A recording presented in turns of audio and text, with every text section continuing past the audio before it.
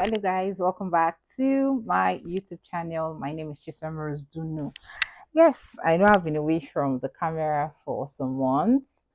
That's because I've actually been working on something that took, a lot of my time, took me away from home. I wasn't able to shoot because it was something that I just had to give all my time to. I had to focus and do what needed to be done. I had to give it my best, because it's actually for the better. So away from that, compliments of the season, guys. Merry Xmas from me to you and yours. Oh my guy. This year, Sha, you and yours oppress person, the pressure is getting worse. But you see, 2023, nobody will oppress me with me and mine, you and yours. In fact, you and yours, the Chris, you and yours, the mad. Next year, next year is my year of serious decision making. All the suitors that have been so nonchalant about, it's time to give you guys a chance. It's time to consider you guys next year. I'll be the one telling you guys from me and mine. Nobody will press me next year.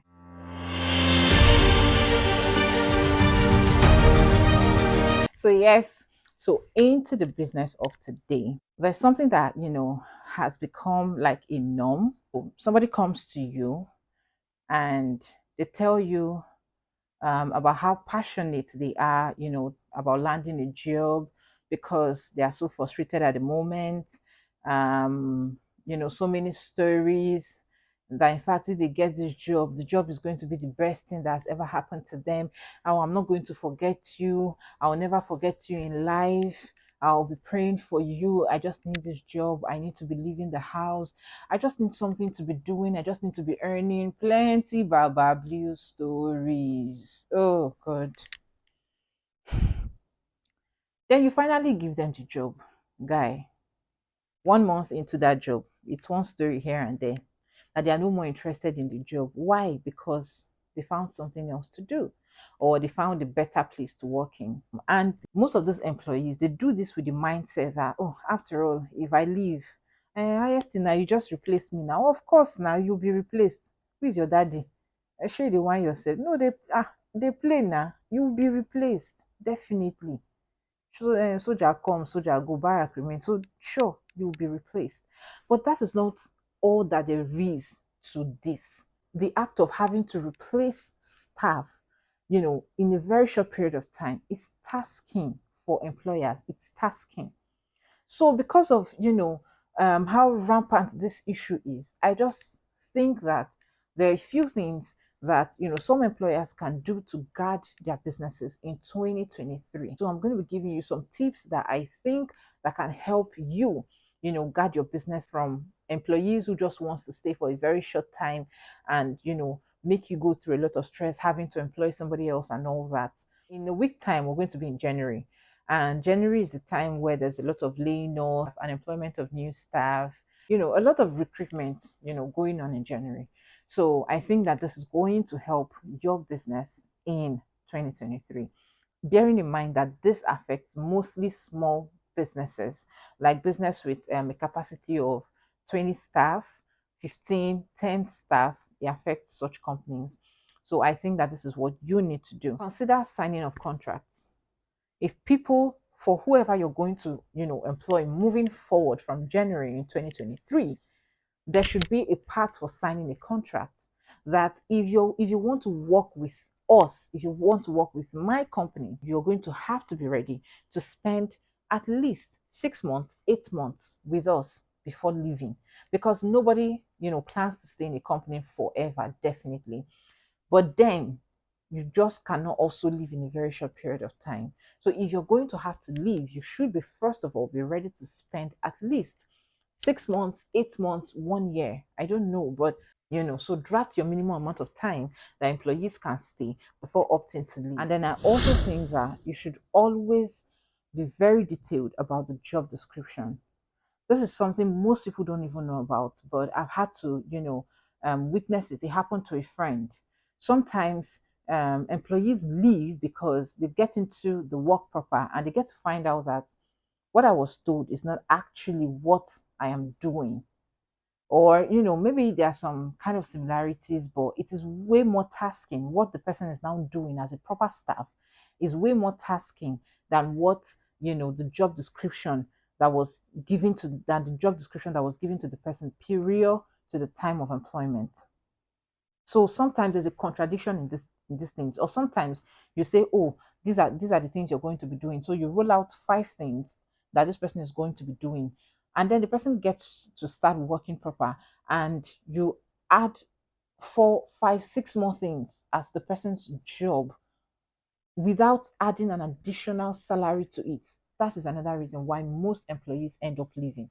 If you're going to, along the line, come up with other, job description for this person to do, I think that there's a need to state it initially.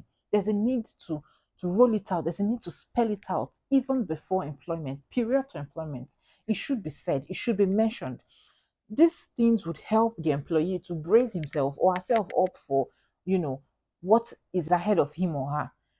This person needs to know that, oh, this is what I'm bracing up for. This is what is ahead of me. This is what I'm going to be having to face if I have to start working proper with this company. And the last one, don't forget to always treat staff right. But this one is just like a bonus, because I kind of feel like no matter how good you treat a staff, the honest truth is, if you have a staff that yearns for growth, somebody that you know that is ambitious, that staff will rarely stay so long. No matter how good you are, no matter how good you treat that staff, the staff is not going to stay forever or as long as, Some people are very itchy about growth. I'm one of them, actually.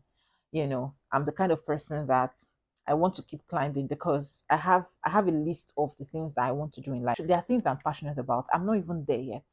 So most of the time, me walking here and there is just a phase to where I'm actually going to. Definitely, for my kind of person, I can't definitely stay there for too long, except I'm actually at that place where I'm doing what I'm passionate about. Yeah. So if you have a staff like that, that staff, no matter how good you treat the person is not still going to stay for too long. So that's just like a bonus. But then it's just good to always treat your staff nicely. Yeah. So on the side of employees, you might just have this feeling that, oh, it's not my business. Why should I get so emotional about it? When I get a better offer, why should I just be here? Life doesn't work that way. If you're the type who is always 2 months, 3 months you've left, 4 months you've left, you can't get a recommendation.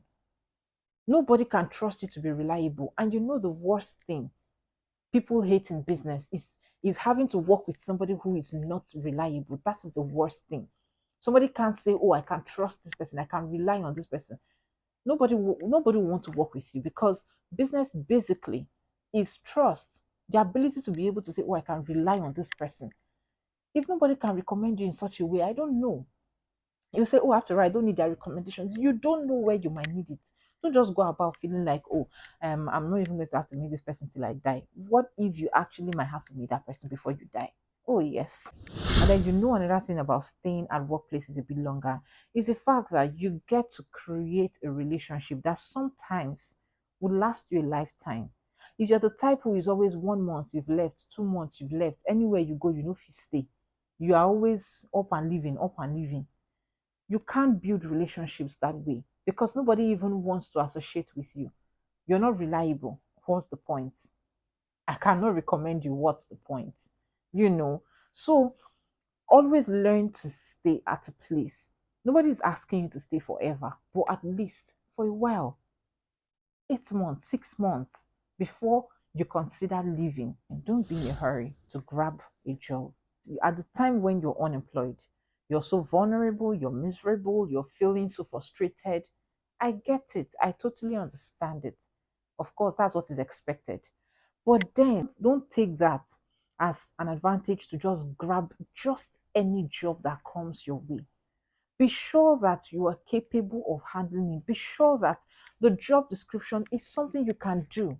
Be sure that this is what you really want to do.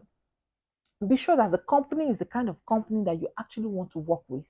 Don't go and accept a job from a bank you don't work in just because you want to have something doing, and then 1 month later you want to leave. It's not going to make any sense. Hold on, wait. What's for you is coming. Don't be in a hurry. what is for you is definitely coming.